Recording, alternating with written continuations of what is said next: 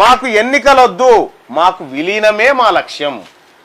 లేదు నేను ఎన్నికలకే పోతా అంటే దా బిడ్డ చూసుకుందాం, ఇక ఎన్నికలకే పోతా అంటే దా చూసుకుందాం, దా ఆర్టీసీ కార్మికుల ఇలా రాష్ట్ర ప్రభుత్వమా తెలుసుకుందాం రండి. ఇక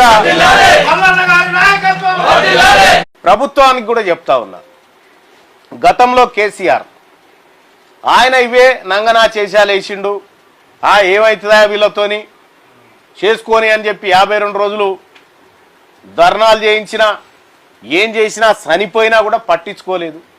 కానీ ఆడున్నాడు కేసీఆర్ ఇప్పుడు.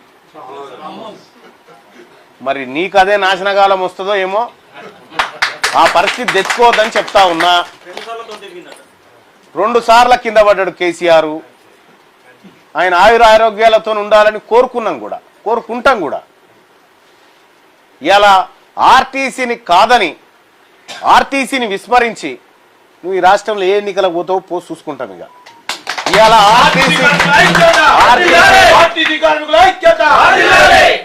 ఆర్టీసీ కార్మికుల సమస్య కాదు, ఇది తెలంగాణ 4 కోట్ల ప్రజల సమస్య.